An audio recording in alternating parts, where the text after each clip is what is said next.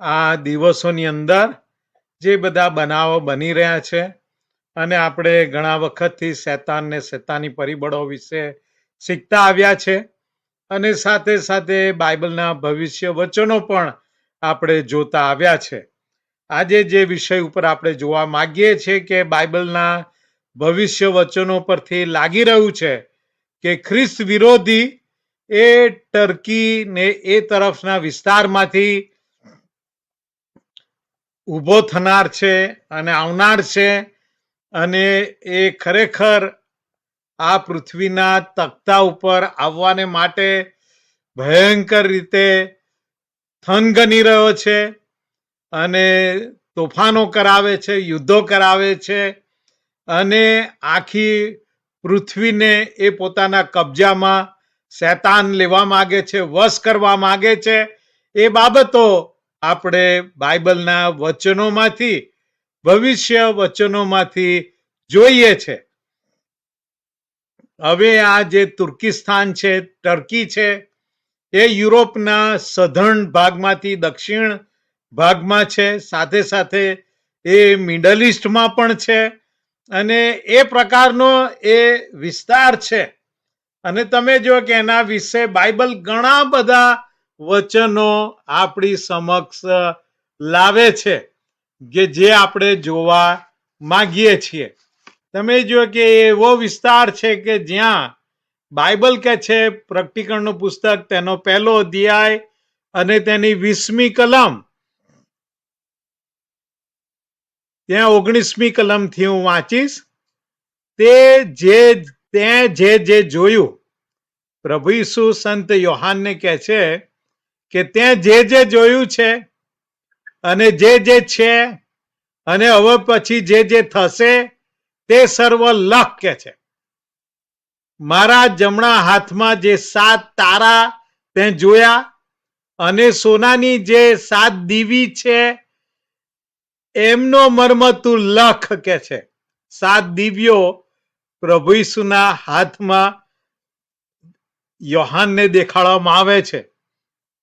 એમનો મર્મ તમે જો પ્રભુ એ મર્મો ખોલે છે, ઈશ્વરના વચનના રહસ્યોને પ્રકટીકરણો આપણી આગળ ખુલ્લા કરે છે. તો કે છે કે એમનો મર્મ તું લખ. 7 તારા તે 7 મંડળીઓના દૂત છે કે જે 7 તારા છે તે 7 મંડળીઓના દૂત છે. આ એ 7 મંડળીઓ પણ છે. હા, ત્યાં 7 દીવી તો 7 મંડળીઓ છે કે છે. હા, એ 7 મંડળીઓના દૂત છે પેલા 7 તારા, અને 7 દીવી તો 7 મંડળીઓ છે કે છે. અને સૌથી પહેલી મંડળી એ 2જો અધ્યાયની 1લી કલમ કે છે કે તું એફેસસ માની મંડળીના દૂતને લખ કે છે. એફેસસ માની મંડળીના દૂતને લખ. અને આપણા બાઇબલની અંદર આપણે જાણીએ છીએ કે આપણી પાસે એફેસીયોનો પત્ર છે, રાઈટ? અને પાઉલ દ્વારા એ એફેસીયોનો પત્ર લખવામાં આવ્યો અને સંત પાઉલને પ્રભુએ વિદેશીઓ મધ્યે મિશનરી થવાને માટે, વિદેશીઓનો પ્રેરિત થવાને માટે એને દમસ્કસના રસ્તા ઉપર પકડ્યો અને બોલાવ્યો. અને તમે જુઓ કે બહુ અઘરું કામ હતું વિદેશીઓ મધ્યે સુવાર્તા લઈ જવાનું ને મિશનરી કામ કરવાનું ને તમે જુઓ કે આત્માઓ જીતવાના અને મંડળીઓ સ્થાપવાની. અને પાઉલ મારફતે તમે જુઓ કે એ જે એણે બધી મિશનરી મુસાફરીઓ કરી જેનું વર્ણન પ્રેરિતોના કૃત્યોમાં છે, અને તે દ્વારા આ એફેસસની મંડળી સ્થાપવામાં આવેલી. અને આ જે 7 મંડળીઓ છે એ ટર્કીના નો જે પશ્ચિમી આખો વિસ્તાર છે, the western region of turkey, તો તેમાં આ બધી 7 મંડળીઓ આવેલી છે. આ યુરોપની અંદર અને એશિયા માઇનરની અંદર ચારે તરફ મિશનરી કાર્ય પાઉલ દ્વારા કરવામાં આવ્યું, એના સાથીઓ દ્વારા કરવામાં આવ્યો અને સુવાર્તા પ્રગટ કરવામાં આવી, આત્માઓ જીતવામાં આવ્યા અને એફેસસ શહેરની અંદર એફેસસની મંડળી સ્થાપવામાં આવી. અને એ રીતે તમે જુઓ કે 7 મંડળીઓ ત્યાં આવેલી હતી. અને એટલે એફેસસની મંડળી, સ્મરણાની મંડળી, પરગેમમની મંડળી, થિયાટીરાની મંડળી, સાર્દિસની મંડળી, ફિલાડેલ્ફિયાની મંડળી અને લાઓદિકિયાની મંડળી. આ રીતે ત્યાં તમે જો કે 7 મંડળીઓ સ્થાપવામાં આવેલી હતી. અને આ મંડળીના 7 યુગો વિશે પણ પ્રભુ આ જે પત્રો લખાવ્યા એ દ્વારા આ મંડળીઓને, તે દ્વારા પ્રભુ મંડળી વિશે પણ વાત કરે છે. તમે જો કે ટર્કી એ આખો ખ્રિસ્તી વિસ્તાર હતો. હા, આ બધી મંડળીઓ ત્યાં હતી અને સુવાર્તા પ્રગટ કરવામાં આવેલી. અને ઘણી બધી સદીઓ સુધી, લગભગ 5-6 સદીઓ સુધી આખો વિસ્તાર એ બધો ક્રિશ્ચિયન વિસ્તાર હતો. 6-7 સદીઓ સુધી આ બધા ખ્રિસ્તી લોકો ત્યાં હતા. અને એના પર પત્રો પણ પ્રભુ ઈસુ દ્વારા મોકલવામાં આવેલા, પણ શૈતાનને એ ફાવ્યું નહીં. અને એટલે પછી શૈતાને, તમે જો કે ત્યાં સાઉદી અરેબિયા એ જે વિસ્તાર છે ત્યાં મક્કા અને મદીના, એ મક્કાની અંદર એ દુષ્ટ આત્માઓથી ભરેલા એક માણસને પકડ્યો અને એ દ્વારા ઇસ્લામની શરૂઆત થઈ. અને કુરાન સ્પષ્ટ રીતે શીખવે છે કે જે બધા ઇસ્લામ ધર્મનો અંગીકાર કરતા નથી, સ્વીકાર કરતા નથી, એમને તલવારની ધારથી રેંસી નાખવાના, આ જિહાદ કરવાનું ને એ લોકોને મારી નાખવાના. અને એ જ શિક્ષણ નીચે આજે પણ એ બધું ચાલી રહ્યું છે. અને એના કારણે જ, એ શૈતાનના કારણે જ આ પૃથ્વી પર યુદ્ધો થઈ રહ્યા છે અને યુદ્ધો થાય છે. અને આખરે પછી એ ઇસ્લામના સૈન્યો આ આખો વિસ્તાર, તુર્કિસ્તાન ને બધો અને સિરિયા ને એ બધો જ કબજે લઈ લે છે. અને ત્યાં તમે જુઓ કે શૈતાનનો અડ્ડો એ સ્થાપવામાં આવે છે. તમે જુઓ કે શૈતાન સૌ પ્રથમ એ એદન બાગમાં આવેલો. અને એદન બાગ એ તો ઈરાકની અંદર હતો. અને ત્યાં એ પ્રથમ એદન બાગમાં દેખા દે છે. એ બાઇબલ આપણને ઉત્પત્તિના 3 અધ્યાયમાં બહુ સ્પષ્ટ રીતે કહે છે. અને ત્યાંથી જ લઈને આખી દુનિયા ઉપર એણે પાપ અને શૈતાની ઇન્ફ્લુઅન્સ અને દુષ્ટતા અને ભૂંડાઈ પ્રસરાવવાની શરૂઆત કરી દીધી હતી. અને આપણે વાંચીએ છીએ કે તમે જો કે આ જ બધા વિસ્તારમાંથી શૈતાનનો માણસ, ખ્રિસ્ત વિરોધી, એ ઊભો થવાનો છે.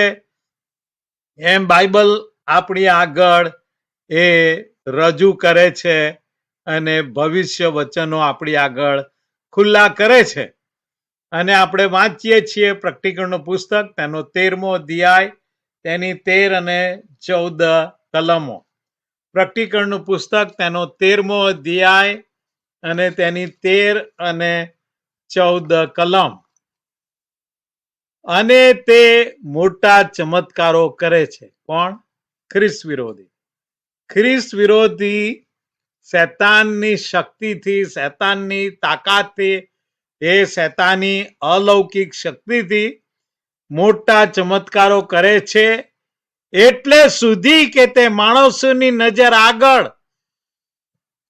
આકાશમાંથી પૃથ્વી પર અગ્નિ પણ વરસાવે છે. સ્વાપદની સમક્ષ જે ચમત્કારો કરવાનો અધિકાર તેને આપવામાં આવ્યો, તેઓ વડે પૃથ્વી પર રહેનારાઓને તે ભમાવે છે અને પૃથ્વી પર રહેનારાઓને તે કહે છે કે જે સ્વાપદની તરવારથી, જે સ્વાપદ તરવારથી ઘાયલ થયું હતું છતાં તે જીવતું રહ્યું, તેની મૂર્તિ બનાવો કે છે. તેની મૂર્તિ બનાવો. તમે જુઓ કે શૈતાન એ અંધકારની સત્તા છે અને દુષ્ટાત્માની તાકાતથી તમે જુઓ કે એ ભૂંડાઈ ને દુષ્ટતા ફેલાવે છે અને એ જૂઠા વાયદા કરે છે, જૂઠા વચનો આપે છે, જૂઠી પ્રોમિસીસ કરે છે અને એ શાંતિ કરાવશે આ પૃથ્વી ઉપર એવા જૂઠા વાયદા કરે છે અને ચમત્કારો કરીને એ લોકોને છક કરી નાખે છે, લોકોને પ્રભાવિત કરી નાખે છે. અને ખ્રિસ્ત વિરોધી તે આ ટર્કીના એ જે વિસ્તાર કે જ્યાં ગોગ અને મેગોગ અને ટુબાલ અને એ બધા ભાગોમાંથી એ આવશે, કારણ કે શૈતાનનો ત્યાં બરાબર ત્યાં કબજો છે એમ બાઇબલ કહે છે. અને છેક ઉત્પત્તિના પુસ્તકથી લઈને એની શરૂઆત છે, કારણ કે એદન બાગમાં ત્રીજા ઉત્પત્તિ 3 ની અંદર શૈતાને દેખા દીધેલી અને શૈતાન આવેલો અને પૃથ્વી પર ભૂંડાઈને દુષ્ટતા એને પુષ્કળ વધારી દીધી. એમ ઉત્પત્તિનો 6 અધ્યાય કહે છે કે એટલી બધી ભૂંડાઈ વધી ગઈ કે આખરે ઈશ્વરે જળ પ્રલય આવવા દેવાની એ બાબત દર્શાવી.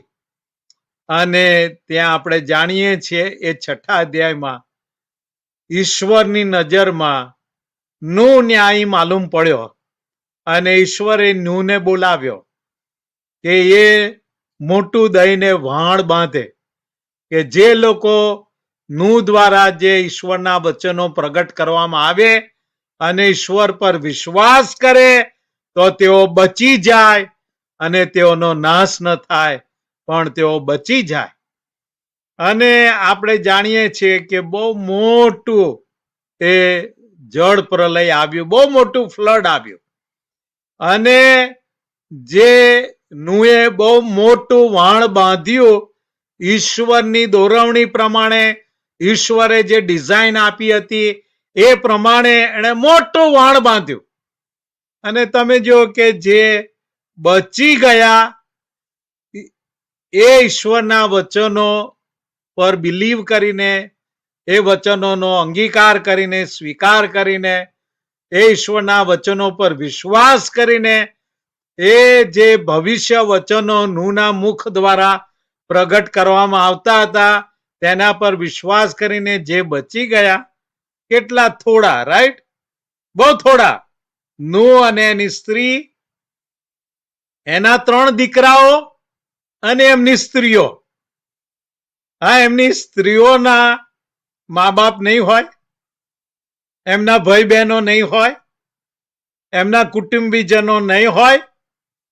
તમે જુઓ કે શૈતાનની ભૂંડાઈ કેટલી ભયંકર હતી કે એ બધા બચી જવા પામ્યા નહીં, કારણ કે એ લોકોએ ઈશ્વરના વચનો જે પ્રગટ કરવામાં આવતા હતા તેના પર વિશ્વાસ કર્યો નહીં. કે જે આટલું મોટું જળ પ્રલય આવશે એના માટે આટલું મોટું ગંજાવર, મોટું વહાણ બાંધે છે કે જેની અંદર ઈશ્વરે પસંદ કરેલા પ્રાણીઓને પણ બચાવી લેવામાં આવે એટલું મોટું વહાણ. અને ઠઠ્ઠા મસ્કરીઓ નૂહની કરવામાં આવતી હતી. અને આપણે જાણીએ છીએ કે જ્યારે જળ પ્રલય ઓસરી ગયો અને નૂહનું વાણ એ ક્યાં જઈને અટક્યું? ક્યાં જઈને થંભ્યું? ક્યાં એનું ઉતરાણ થયું? અરારાટ પર્વત ઉપર. અરારાટ પર્વત એ પહાડ, એ અરારાટ પહાડ એ ટર્કીમાં છે, તુર્કિસ્તાનમાં છે. તમે જુઓ કે એ ટર્કીની અંદર ફરીથી માનવ જાતની ફેલાવાની શરૂઆત થાય છે. હા, એ નુનવણ અને એ અરારાટ પહાડ તમે જો કે જ્યાં કોઈને જવા દેવામાં નથી આવતા, હાલની અત્યારની ટર્કીની એ મુસલમાન સરકાર દ્વારા, કારણ કે એ આખો વિસ્તાર બધો ખ્રિસ્તી હતો અને કોઈ એમના પર ચડાઈ કરે ને એ બધો ખ્રિસ્તી છે એટલે માગી લે, તો એવું એ થવા દેવા માંગતા નથી. પણ આપણે જાણીએ છીએ કે ત્યાં અરારાટ પર્વત ઉપર એ વણ થંભ્યું અને તેના અવશેષો ત્યાં છે. અને ત્યાં ઉત્પત્તિનું પુસ્તક તેનો 10મો અધ્યાય 1 અને 2 કલમ, ઉત્પત્તિ 10:1-3 હું વાંચીશ. ઉત્પત્તિ 10:1-3. અને નૂના દીકરા શેમ, હામ અને યાફેત, તેઓની વંશાવળી આ છે કે છે. અને જળ પ્રલય પછી, શું કે છે બાઇબલ? જળ પ્રલય પછી તેઓને દીકરા થયા. યાફેત જે સૌથી નાનો છે, યાફેત ના દીકરા ગોમેર તથા માગોગ. તમે જો કે જે આ બધા નામો છે એ ખ્રિસ્ત વિરોધીની સાથે સંકળાયેલા. હા, ગોમેર, માગોગ તથા માદાય તથા યાવાન તથા તુબાલ. હા, ગોમેર, માગોગ, તુબાલ તથા મેશેક તથા તિરાસ. અને ગોમેરના દીકરા આસ્કાના તથા રીફાત તથા તોગાર્મ છે. તમે જુઓ કે આ રીતે ત્યાં જે બહુ જાણીતા જે શબ્દો છે જે ખ્રિસ્ત વિરોધી સાથે સંકળાયેલા છે એ તો ગોમેર, માગોગ અને તુબાલ છે. અને તમે જો કે એની શરૂઆત છેક ત્યાં જળ પ્રલય પછી નૂહનું કુટુંબ અરારાટ પહાડ પરથી નીચે ઉતરે છે અને માણસની વસ્તી વધે છે અને યાફેતના દીકરાઓ જે લખવામાં આવ્યા છે એમની સાથે એ સંકળાયેલા છે એ નામ. પછી ઉત્પત્તિનું પુસ્તક તેનો 46મો અધ્યાય તમે જુઓ કે ત્યાં શૈતાન આવીને પાછું એનું કામ શરૂ કરી દે છે. ઉત્પત્તિ 46 અને 21. અને બિન્યામીનના દીકરા બેલા તથા બેખર ને આશબેલ, ગેરા તથા નામાન, એહી તથા રોશ. તમે જો કે રોશ નામ આવે છે. રોશ એટલે રશિયા, જે સધર્ન રશિયાનો ભાગ છે, દક્ષિણ રશિયાનો ભાગ એ ટર્કીની બાજુ આવે છે. ટર્કી બાજુ એ લોકો વચ્ચે બહુ મોટું જે પેલું કેસ્પિયન સી કે છે, બહુ મોટો એ સમુદ્ર જેવો લેક છે. અને તમે જુઓ કે ત્યાં રોશ, હા, રશિયાનું એ શરૂઆત એની નામ ત્યાં આવે છે કે જે રોશ નો દક્ષિણનો ભાગ એ ખ્રિસ્ત વિરોધી સાથે સંકળાયેલો, શૈતાન સાથે સંકળાયેલો તથા મુપીમ તથા હપીમ તથા આર્દ. અને આ રીતે આપણે જોઈએ છે કે છેક ઉત્પત્તિના પુસ્તકમાં નૂહનું કુટુંબ નીચે ઉતરે છે ને એના દીકરાઓ મારફતે જ તમે જો કે એ સમયથી લઈને જ શૈતાન ખ્રિસ્ત વિરોધીને એનો માણસ આ પૃથ્વી પર લાવવાની કોશિશ ત્યારથી જ કરી રહ્યો છે એકચ્યુઅલી. અને આ બધો જે વિસ્તાર છે તે એ તુર્કિસ્તાનમાં છે. એ ટર્કીમાં છે. અને આ નામો સાથે ત્યાં એ બધા શહેરો અથવા વિસ્તારો સંકળાયેલા છે. અને પ્રકટીકરણનું પુસ્તક તેનો 13મો અધ્યાય 1 ને 2 કલમ વાંચીએ. પ્રકટીકરણ 13:1 અને 2. પછી મેં એક શ્વાપદને સમુદ્રમાંથી નીકળતું જોયું. તેને 10 શિંગડા તથા 7 માથા હતા, અને તેના શિંગડા પર 10 મુગટ તથા તેના માથા પર ઈશ્વર નિંદક નામો હતા. આ ખ્રિસ્ત વિરોધી. અને ભવિષ્ય વચનો હંમેશા રૂપક ભાષા વાપરે છે. શ્વાપદ એટલે પ્રાણી, પણ એ ખરેખર પ્રાણી જેવું દેખાય પણ એ મનુષ્ય છે એમ પણ બાઇબલ કહે છે આપણને. અને તેના શિંગડા પર 10 મુગટ તથા તેના માથા પર ઈશ્વર નિંદક નામો હતા. જે શ્વાપદને મેં જોયું તે ચિત્તાના જેવું હતું. તેના પગ રીંછના પગ જેવા હતા. તેનું મોં સિંહના જેવું હતું. તેને અજગરે, અજગર કોણ? શેતાન, રાઈટ? એ ગરડો સર્પ શેતાન. શેતાને પોતાનું પરાક્રમ, પોતાનું રાજ્યાસન તથા મોટો અધિકાર એ ખ્રિસ્ત વિરોધીને આપે છે. એ ખ્રિસ્ત વિરોધીને આપે છે. અને આપણે જોઈએ છીએ કે આ જે નામ નોંધેલા છે, ગોગ મેગોગ, હા, એ હજકેલ પ્રબોધકના પુસ્તકમાં પણ એ ખ્રિસ્ત વિરોધીની સાથેના નામ સંકળાયેલા છે એમ બાઇબલ આપણને જણાવે છે. એ નોંધેલા માલુમ પડે છે ત્યાં હજકેલના પુસ્તકમાં.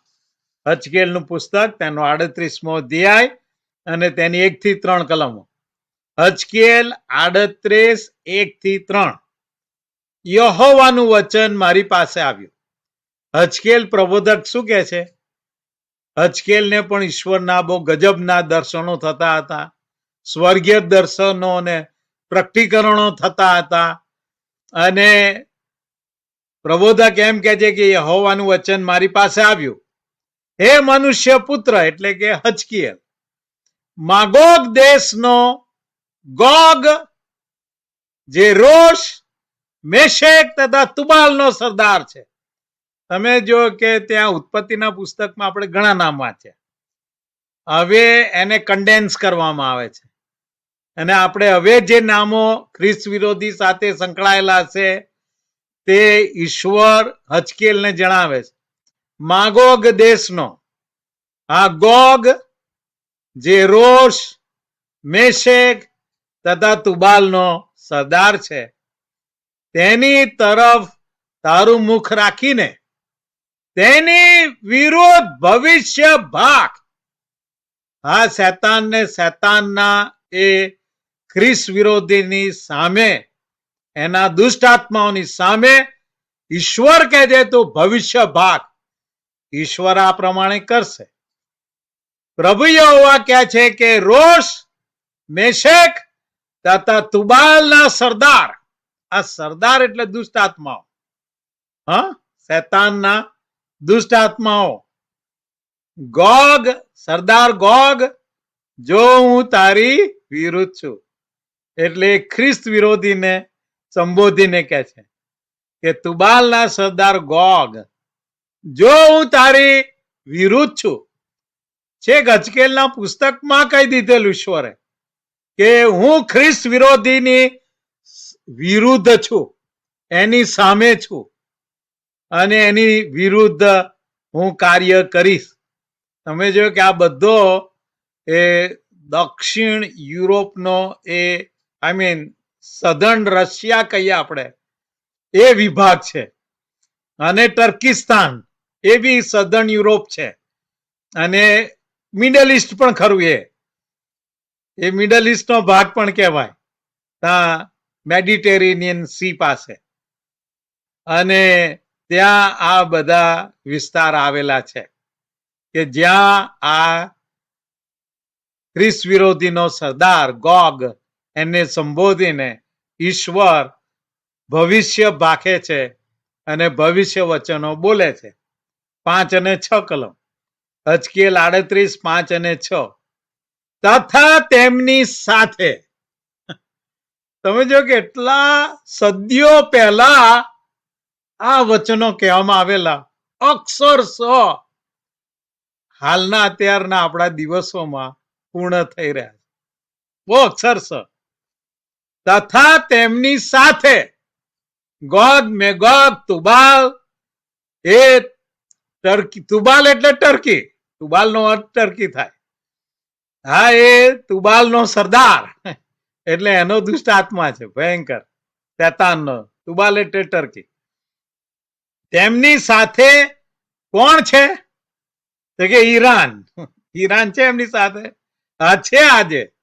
આજના આપણા ટીવીના ન્યૂઝમાં જોઈએ અને જે બધા બનાવોને યુદ્ધ થઈ રહ્યું છે, તો તુબાલનો સરદાર ટર્કી ઈરાન સાથે છે. ઈરાન સાથે છે. તમે જો કે પ્રેસિડેન્ટ ટ્રમ્પ ઉપર જો કોઈ અસર પાડી રહ્યા હોય એમનું મન બદલવા માટે, આ એ ઈરાનનો સમૂળગો નાશ કરી દેવા માંગે છે, પણ વચ્ચે વચ્ચે પછી એ અટકી પડે છે. કારણ કે એમના ઉપર એ તુર્કિસ્તાનનો એ એડ્રોગોન જે છે એ વાત કરીને એમને અટકાવે છે. સાઉદી અરેબિયાનો પણ જે છે એ, અને ત્યાં કતારનો એ પણ અટકાવવા પ્રયત્ન કરે છે. પછી પાછું બધું ફરી જાય છે.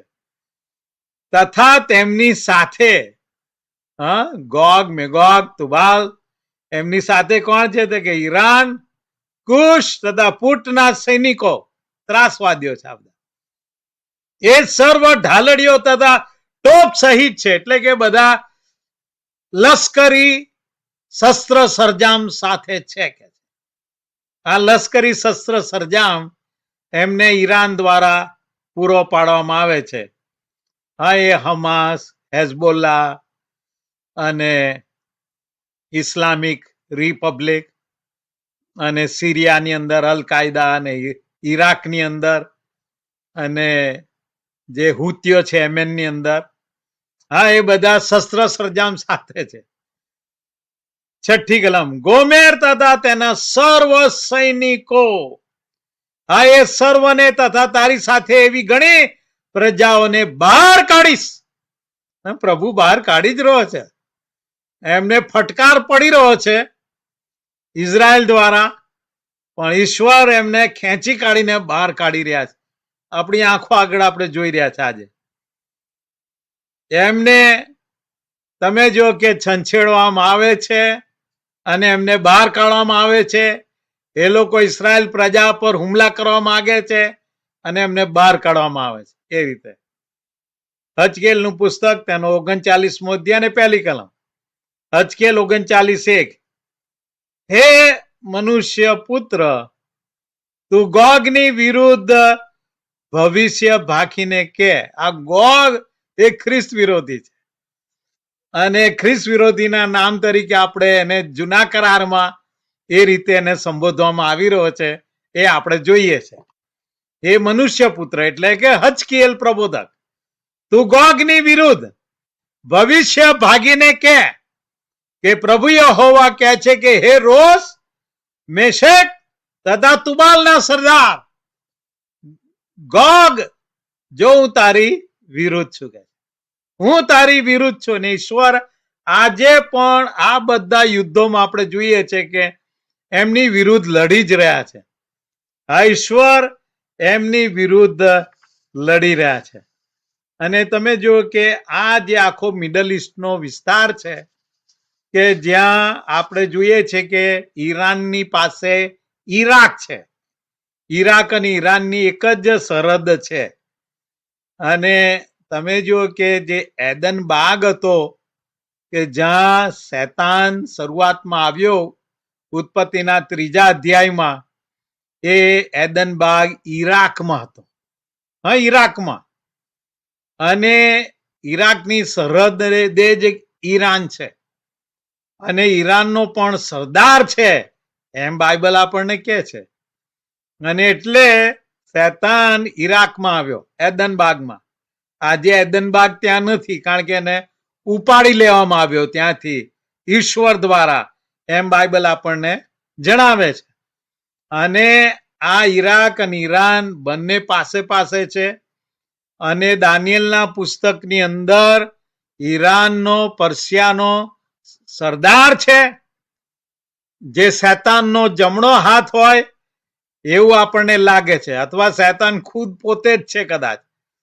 અને એના વિશે બાઇબલ ત્યાં દાનિયેલનું પુસ્તક તેનો 10મો અધ્યાય અને 13મી કલમમાં લખે છે.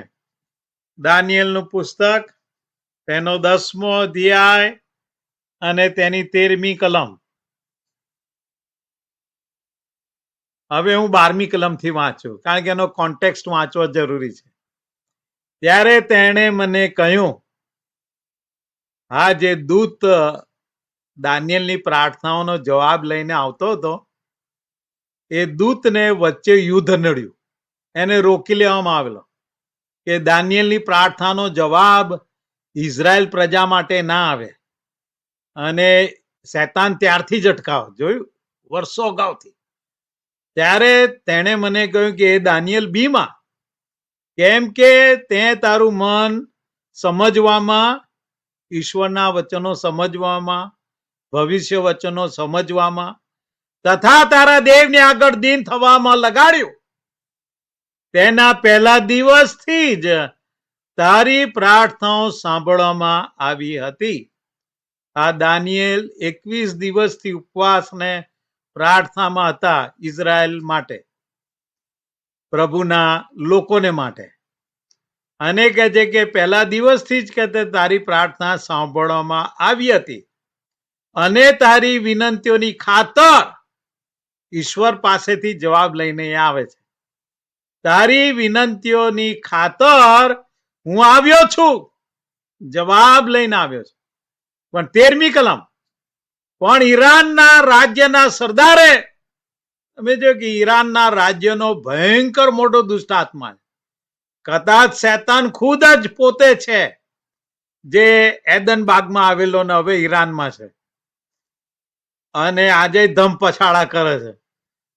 ઈરાનના રાજ્યના સરદારે 21 દિવસ સુધી મારી સામે ટક્કર લીધી. પણ મુખ્ય સરદારમાંનો એક, મુખ્ય સરદારો માનો કોણ? મિખાએલ દૂત, એમ બાઇબલ કહે છે. પણ મુખ્ય દૂતો માનો, એટલે કે જે પ્રમુખ દૂત હતો, એટલે કે મિખાએલ મારી મદદે આવ્યો કે છે. અને હું ત્યાં ઈરાનના રાજાઓની સાથે રહ્યો. આ ઈરાનના જે ત્યાં ઈશ્વરના પણ દૂતો હશે, એમની ભેગું આ દૂત રહ્યો, જ્યાં સુધી મિખાએલ આ શેતાનની સામે લડે છે, ઈરાનના એ મોટા દુષ્ટ આત્મા સાથે લડે છે, એ આપણે જોઈએ છે. અને મારું માનવું છે કે આ ઈરાનનો બહુ મોટો આ દુષ્ટ આત્માને સરદાર, શેતાનનો સરદાર, એ શેતાન ખુદ પોતે જ છે. કારણ કે મિખાએલ દૂતને આવું પડ્યું એની સાથે લડવા માટે.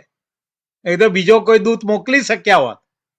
કારણ કે બાઇબલ શું કહે છે? પ્રકટીકરણનું પુસ્તક 12મો અધ્યાય તેની 7 થી 9 કલમ. પ્રકટીકરણનું પુસ્તક અને તેનો 12મો અધ્યાય અને તેની 7 અને 9 કલમ. પછી આકાશમાં લડાઈ જાગી. મિખાએલ જે પ્રમુખ દૂત છે તથા તેનો દૂત, તેના દૂતો, એટલે મિખાએલ દૂતના હાથ નીચે એના દૂતો છે, તેના દૂતો અજગરની સાથે લડ્યા. જોયું? અજગર એટલે શેતાન, શેતાનની સાથે લડ્યા અને અજગર તથા તેના દૂતો સાથે લડ્યા. અજગર એટલે શેતાન ને શેતાનના એ દુષ્ટ આત્માઓ સાથે લડ્યા, તો પણ તેઓ તેમને જીત્યા નહીં. તેઓ એટલે કે શૈતાનને, શૈતાનના એ દુષ્ટ આત્માઓ મિખાએલને જીતી શક્યા નહીં, જીત્યા નહીં, ને તેઓને આકાશમાં ફરી સ્થાન મળ્યું નહીં. તે મોટા અજગરને બહાર નાખી દેવામાં આવ્યો. એટલે તે જૂનો સર્પ જે દુષ્ટ આત્મા તથા શૈતાન કહેવાય છે, કે જે આખા જગતને ભમાવે છે, તેને પૃથ્વી પર નાખી દેવામાં આવ્યો કે છે, અને તેની સાથે તેના દૂતોને પણ નાખી દેવામાં આવ્યા. તમે જુઓ કે આ શૈતાન એ પણ પ્રમુખ દૂત હતો. 3 પ્રમુખ દૂતો હતા, મિખાએલ અને લુસિફર, કે જે હવે આ અજગર છે, અને શૈતાન છે. એને ફેંકી દેવામાં આવ્યો. પછી હવે એ દૂત નથી. હા, એનું દૂત તરીકેનું સ્થાન હવે રહ્યું નથી. કારણ કે બાઇબલ હવે કહે છે કે જૂનો સર્પ જે દુષ્ટ આત્મા તથા શૈતાન કહેવાય છે, હા, એ પોઝિશન છોડી દીધા પછી એ લોકો દૂતો નથી. હા, એ હવે દુષ્ટ આત્માઓ બની ગયા છે, અને એમને નીચે ફેંકી દેવામાં આવ્યા, અને આખા જગતને ભમાવે છે કે છે, એમને નીચે નાખવામાં આવ્યા છે. વાલાઓ, એ મિખાએલ દૂતને આ ઈરાનના સરદાર સામે લડવા મોકલવામાં આવ્યો. અને એ પરથી મારું માનવું છે કે આ ઈરાનનો જે સરદાર, જેના વિશે દાનિયેલ નો 10મો અધ્યાય વાત કરે છે, એ શૈતાન ખુદ પોતે જ છે. અને કેટલા ધમ પછાડા કરે છે. એ અજગર હજુય ફૂંફાડા મારે છે ને એના પૂંછડા પછાડે છે. અને આપણે જોઈએ છીએ કે 21 દિવસ સુધી ઈરાનના રાજ્યના સરદારે એ જવાબ લઈને, પ્રાર્થનાનો જવાબ લઈને આવેલા એ ઈશ્વરના દૂત સાથે ટક્કર લીધી એણે, પણ આખરે પછી મિખાએલને મોકલવામાં આવ્યો. તમે જો કે એ ખ્રિસ્ત વિરોધીને લાવવા માટે શરૂઆતથી જ શૈતાન ધમપછાડા કરી રહ્યો છે. પણ અત્યારે તો બહુ વધી ગયું છે, બહુ સખત વધી ગયું છે. તમે જો કે ખ્રિસ્ત વિરોધીની અસર આખી દુનિયા પર થશે. આખી દુનિયા પર કે છે ને, અહીંયા આપણે પ્રેક્ટિકલના પુસ્તકમાં વાંચ્યું કે તે આખા જગતને ભમાવે છે કે છે, આખા જગતને ભમાવે છે. અને ભલે એનો ખ્રિસ્ત વિરોધી એ આ મિડલ ઈસ્ટમાંથી, એ દક્ષિણ રશિયાના ભાગમાંથી, એ બાજુથી એને ઉભો કરે શૈતાન, પણ શૈતાન આખી પૃથ્વીને, આખા જગતને વશ લેવા માંગે છે. અને એટલા જ માટે આપત્તિકાળ દરમિયાન ખ્રિસ્ત વિરોધી ઉભો થશે, ડ્યુરિંગ ધ પીરિયડ ઓફ ટ્રિબ્યુલેશન. હા, એને અત્યારથી જ લાવી દેવા માટે શૈતાન સખત હવે તો મરણીયો બન્યો છે, ધમ પછાડા ચાલુ કરી દીધા છે, અને આ યુદ્ધો કરાવે છે. અને આખી દુનિયા ઉપર એ કબજો લેવા માંગે છે અને એને વશ કરવા માંગે છે. તો તમે જો કે આખી દુનિયાની આખી ઇકોનોમી તોડી નાખવા માંગે છે. આ જે આખી અર્થવ્યવસ્થા છે આખા દુનિયાની, એ તોડી નાખવા માંગે છે આ ઈરાનનો સરદાર. અને એટલા માટે તમે જો કે જે સ્ટ્રેટ ઓફ હોર્મુઝ છે ઈરાન પાસે, તમે જો કે ત્યાંથી બધા પેટ્રોલિયમ લઈને વહાણો પસાર થાય છે. તમે જો કે એના પર હુમલા કરે છે. અને આજુબાજુના બધાય મુસલમાન દેશો પર પણ એ હુમલા કરે છે. અને આ અઠવાડિયે તો તમે જો કે છેક મિસર દેશ ઉપર પણ, ઇજિપ્ત ઉપર પણ, અને એના એરપોર્ટ પર પણ ઈરાને હુમલા કર્યા છે. હદ કહેવાય ને. હા, એ સ્ટેટ ઓફ હોર્મુઝ માં એટલે જ પ્રેસિડેન્ટ ટ્રમ્પે આખું આપણું અમેરિકાનું નૌકાદળ ઉતાર્યું છે. આખી દુનિયાની પાવરફુલ નેવી કે જેણે ઈરાનની નેવીને ખતમ કરી નાખી છે, ખલાસ કરી નાખી છે. અને ત્યાં સ્ટેટ ઓફ હોર્મુઝને ખુલ્લું રાખવા માટે ત્યાં આપણું સેન્ડકોમ અને નેવી અને એરફોર્સ એ કામ કરી રહ્યા છે. અને લગભગ અમેરિકાના 50,000 સૈનિકોને ત્યાં એ બાજુના વિસ્તારમાં મોકલી દેવામાં આવ્યા છે. હજુ ઈરાનમાં ઘૂસ્યા નથી પણ.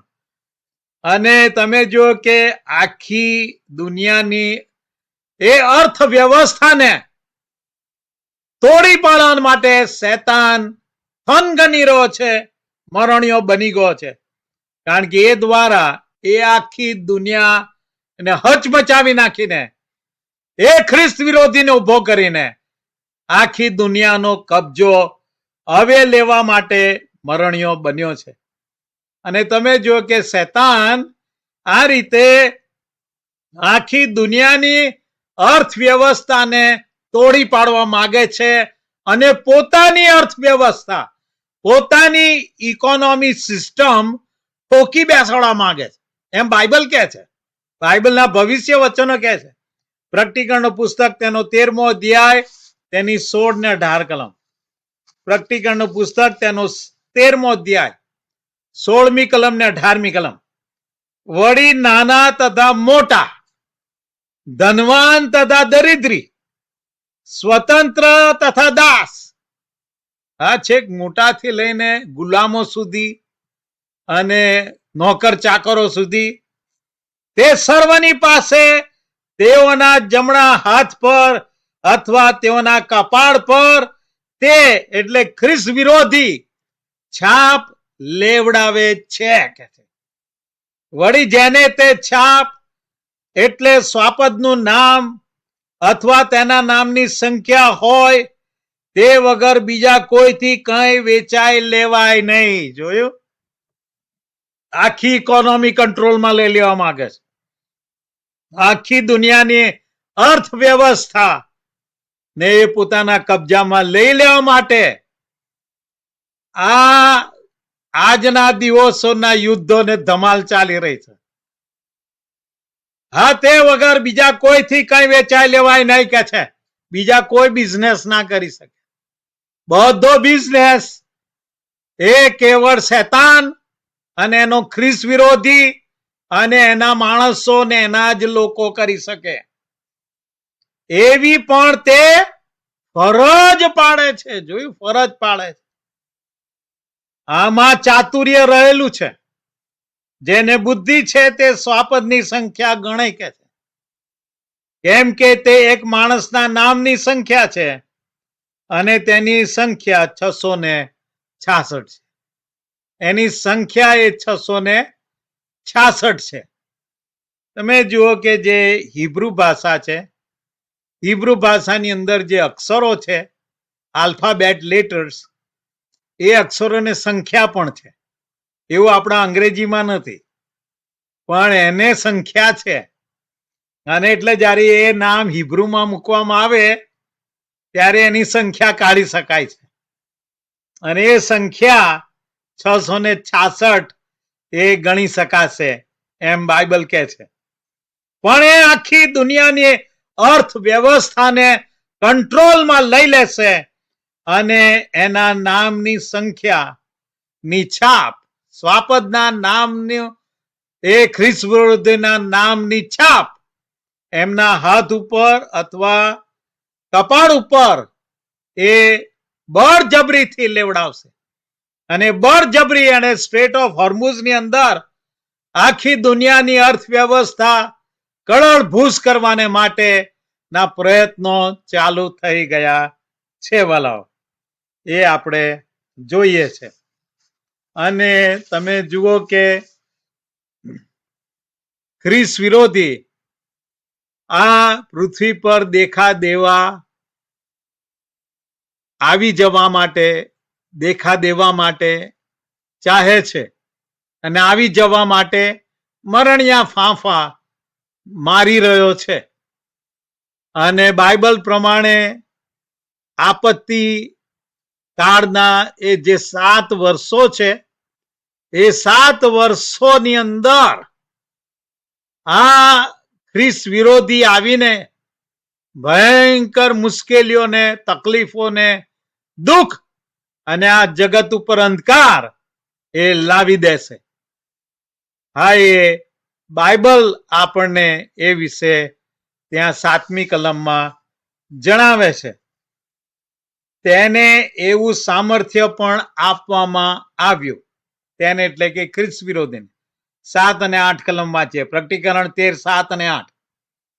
તેને ખ્રિસ્ત વિરોધીને એવું સામર્થ્ય પણ આપવામાં આવ્યું શૈતાન દ્વારા કે સંતોની સામે લડે. આ સંતો કોણ? ઇઝરાયલ પુત્રો. આ ઇઝરાયલ પુત્રો સામે લડે અને તેઓને જીતે. વળી દરેક જાતિ તથા પ્રજા તથા ભાષા તથા દેશ પર તેને અધિકાર આપવામાં આવ્યો. એટલે જે વન વર્લ્ડ ગવર્મેન્ટની વાત છે, આખા દુનિયાની એક જ સરકાર, એ કરવાને માટે ખ્રિસ્ત વિરોધી બધા જ પ્રયત્નો કરશે અને યુદ્ધો લડશે બધા જ દેશોની સાથે. વળી દરેક જાતિ તથા પ્રજા તથા ભાષા ના દેશ પર તેને અધિકાર આપવામાં આવ્યો. એ અધિકાર લેવા માટે ભયંકર મરણિયા જંગ ખેલશે. જેઓના નામ સૃષ્ટિના મંડાણ થી મારી નંખાયેલા હલવાનના જીવનના પુસ્તકમાં લખેલા નથી. તમે જો કે આ લોકો સ્વર્ગમાં જવાના નથી, એમ બાઇબલ કહે છે.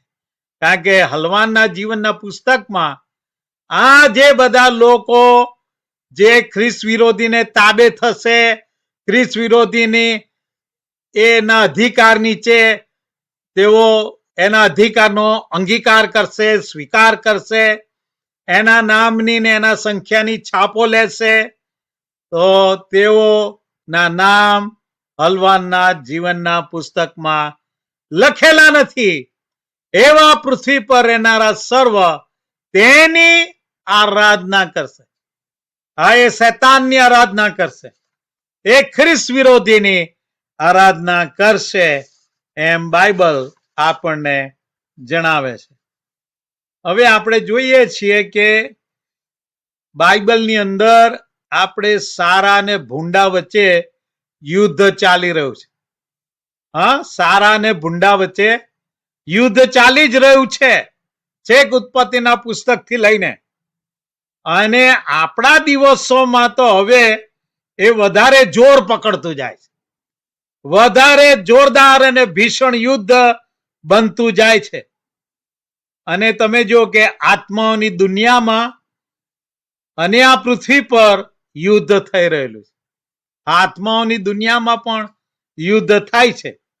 જ્યારે મેં વાંચ્યું ત્યાં દાનિયેલના પુસ્તકના 10મા અધ્યાયમાંથી, અને ત્યાં આપણે વાંચ્યું કે ત્યાં એ સ્વર્ગીય દૂત દાનિયેલની પ્રાર્થનાનો જવાબ લઈને આવી રહેલો, અને ત્યારે ઈરાનના સરદારે તેની સામે બાથ ભીડી, ટક્કર લીધું, યુદ્ધ કર્યું, કે જેથી ઈશ્વરે મોકલેલો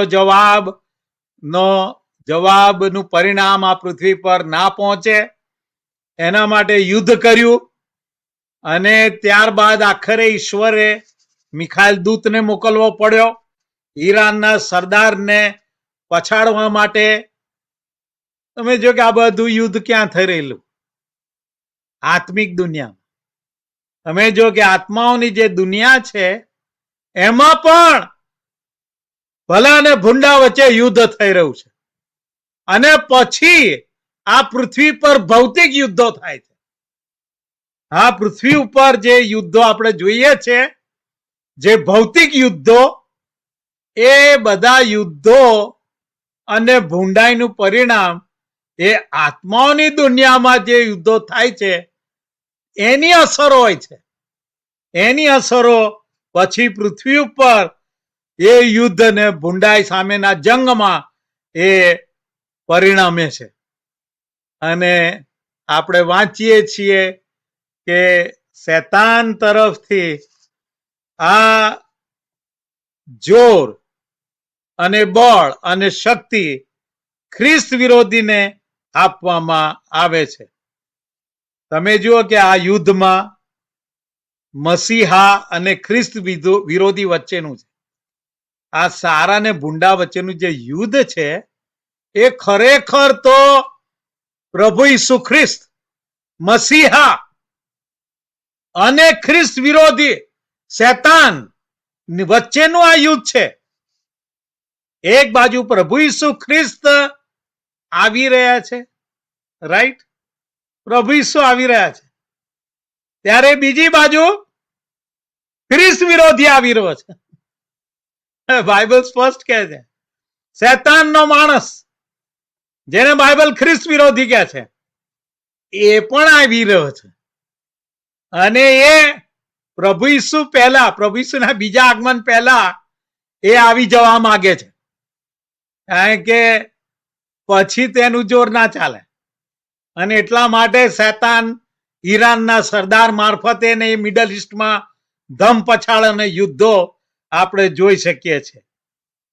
એટલું જ નહીં, બાઇબલ સ્પષ્ટ કહે છે કે ખ્રિસ્ત વિરોધી, તમે જો કે જુઠ્ઠું બોલી બોલીને શાંતિના કરારો કરશે, ઇઝરાયલ સાથે પણ શાંતિના કરાર કરશે, અને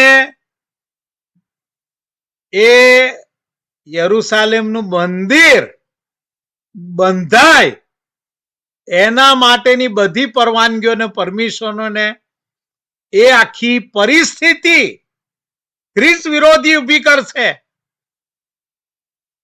હા, ખ્રિસ્ત વિરોધી એ મંદિર બંધાય એના માટેના રસ્તા ખુલ્લા કરશે.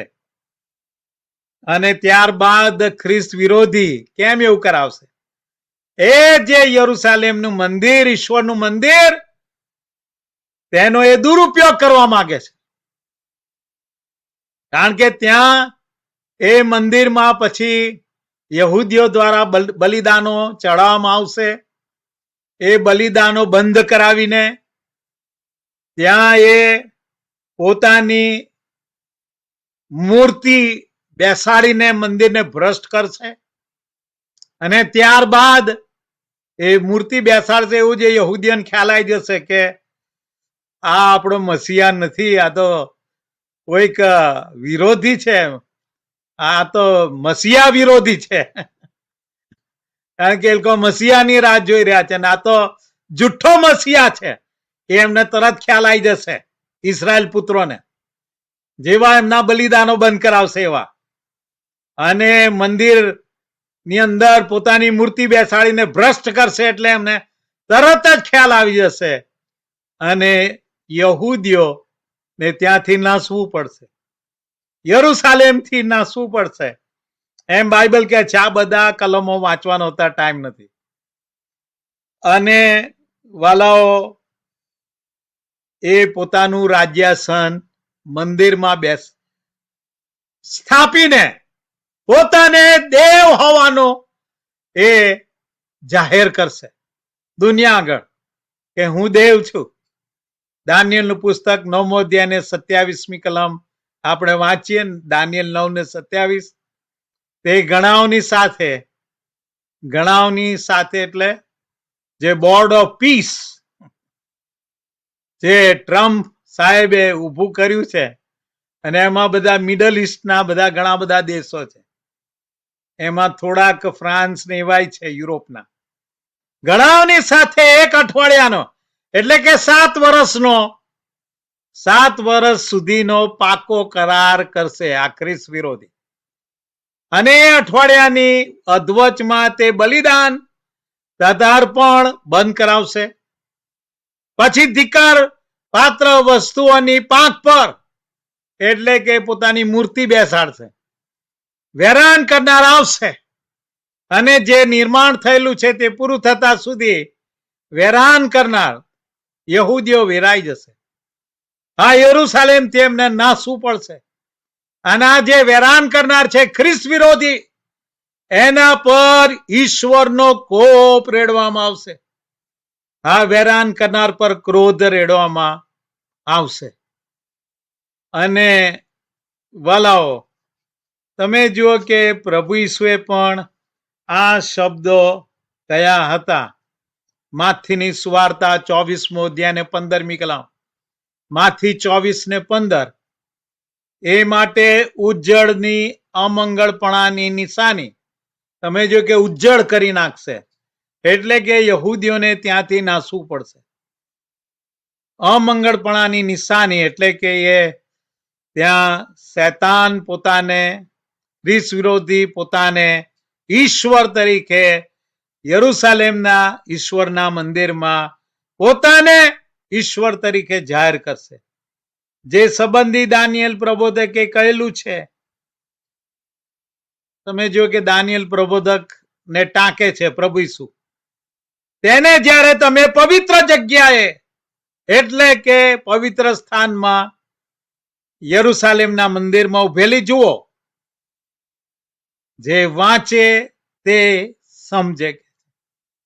અને એટલા માટે તમે જુઓ કે આ રીતે ખ્રિસ્ત વિરોધી એ આખી પૃથ્વી પર રાજ કરવાને માટે પોતાનું રાજ્યાસન યરુશાલેમ મંદિરમાં સ્થાપે છે. કારણ કે યરુશાલેમ એ આખી પૃથ્વીનું કેન્દ્ર બિંદુ છે.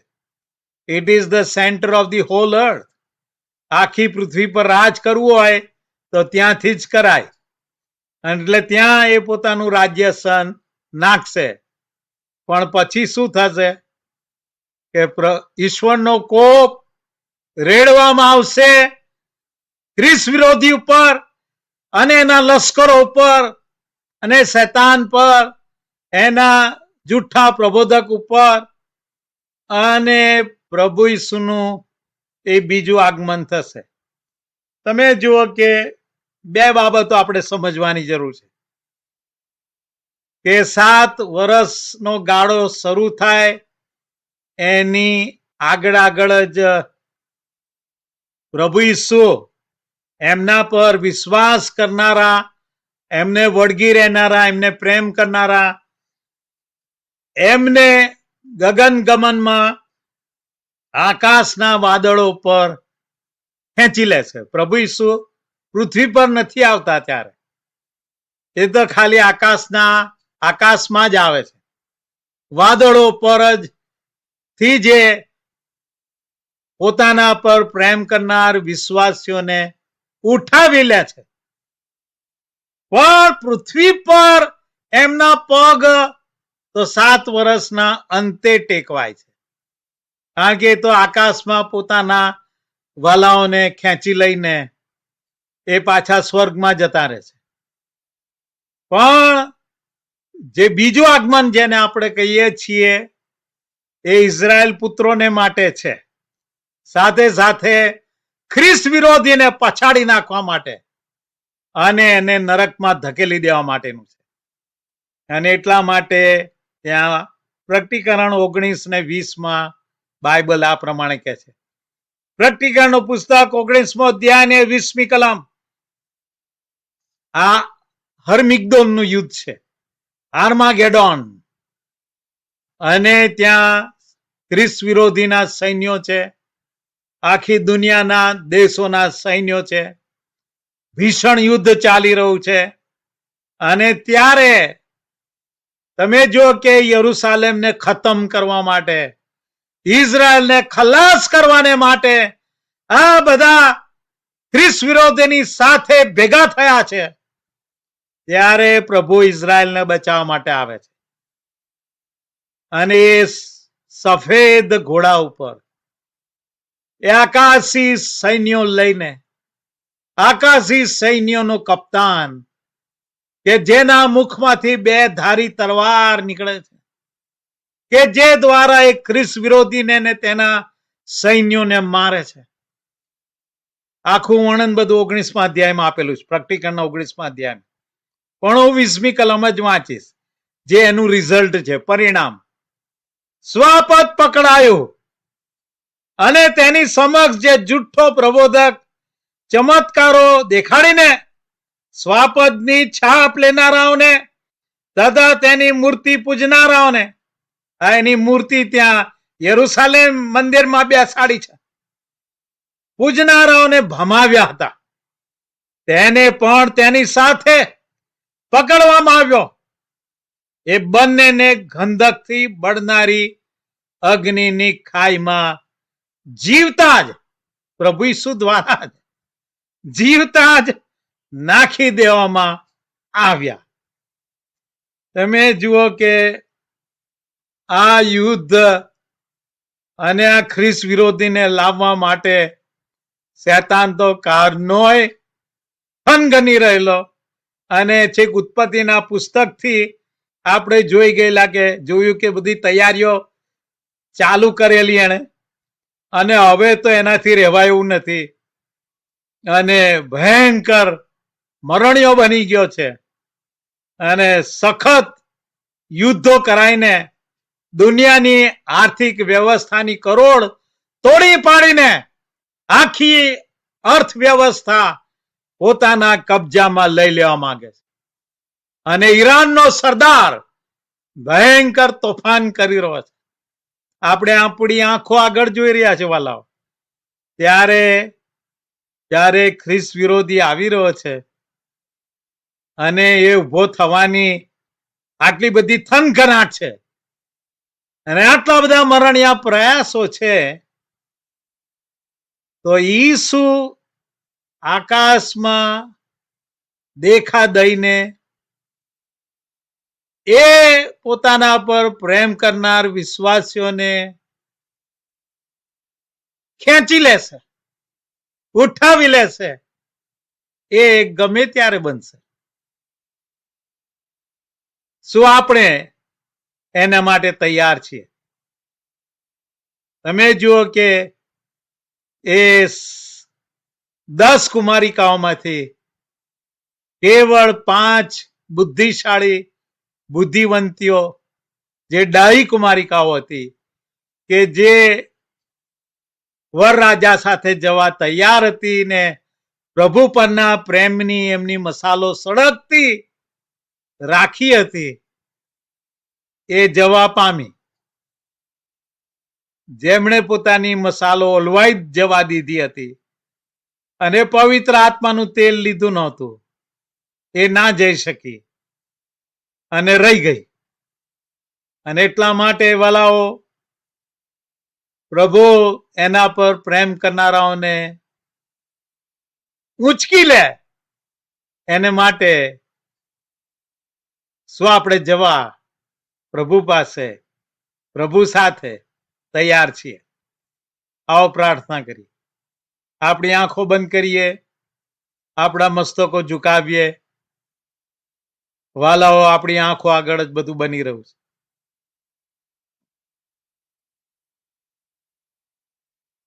પોતાને માટે પ્રાર્થના કરીએ અને પ્રભુને કહીએ, પ્રભુ, અમારા આ દિવસોની અંદર ઈરાનનો સરદાર જે ભયંકર તોફાનો મચાવી રહ્યો છે અને આ દુનિયાની આર્થિક વ્યવસ્થા તોડી પાડીને પોતાની આર્થિક વ્યવસ્થા ઠોકી બેસાડવા માંગે છે અને એની છાપ લીધા વગર કોઈનાથી લેવાય વેચાય નહીં એવી પરિસ્થિતિ ઊભી કરીને એ કરવા માંગે છે. ત્યારે પ્રભુ, તમે બહુ જલ્દી તમારા પર પ્રેમ કરનારાઓને ગગન ગમનમાં લઈ લેવાને માટે કોઈ પણ ઘડીએ તમે આવી જશો. પ્રભુ, અમને તૈયાર રહેવાને માટે અમારી સહાય કરો. પ્રભુ, અમારી મદદ કરો. દાડા ભૂંડા છે, પણ પ્રભુ અમે તમને વળગી રહીએ. તમારા પરના પ્રેમમાં અમે વધારે મજબૂત બનતા જઈએ. અમારી પ્રેમની મસાલો સળગતી રાખીએ. પવિત્ર આત્માના તેલના ભરપૂરીપણાથી માટે અમારી સહાય કરો. પ્રભુ, હવે અમે મૂર્ખતામાં ચાલવાનું બંધ કરીને મૂર્ખામીઓ ના કરીએ. આત્મિક મૂર્ખતા એ જીવલેણ નીવડશે ઘણાને માટે. ત્યારે પ્રભુ અમે આત્મિક રીતે ડાયા બનતા જઈએ, હોશિયાર બનતા જઈએ, આત્મિક રીતે સળગતા બનતા જઈએ. હા પ્રભુ, આત્મિક રીતે પ્રભુ અમે વધારે ને વધારે વૃદ્ધિ પામતા જઈને તમારી સાથેના સંબંધમાં ને સંગતમાં વધુ બળવાન ને મજબૂત થતા જઈએ. તમારા વચનો ની આધીનતામાં અને પવિત્ર આત્માના સામર્થ્યમાં માટે અમારી સહાય કરો. પ્રભુ, અમે તમને મળવાને માટે સદા તૈયાર રાખીએ, પોતાને રોજ રોજ તૈયાર રાખીએ માટે અમારી સહાય કરો. અને પ્રભુ, આતુરતાથી પ્રભુ તમારા પર પ્રેમ કરનારાઓને તમે આકાશમાં તમારી પાસે લઈ લેવાને માટે આવી રહ્યા છો. એ ઘડીને એ સમયની અમે આતુરતાથી વાટ જોઈએ છે. પ્રભુ, તમે સહાય કરો. પ્રભુ, અમે સર્વ તમારા હાથોમાં સોંપાઈએ છીએ. પ્રભુ, તમારા દરેક વાલાઓને તમારા પ્રેમથી ને તમારા આશીર્વાદોથી વેષ્ટિત કરજો. ઈસુને નામે માગીએ છીએ. આમેન.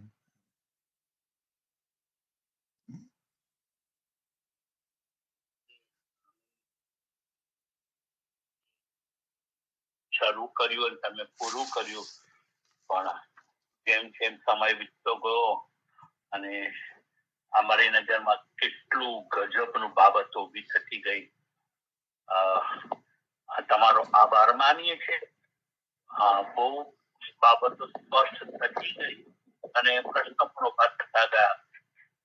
તેની માટે પણ આભાર માનીએ છીએ. આપણી મધ્યે જો કોઈ પણ ભાઈ બહેનને આ બાબતમાં કઈ પ્રશ્ન પૂછવો હોય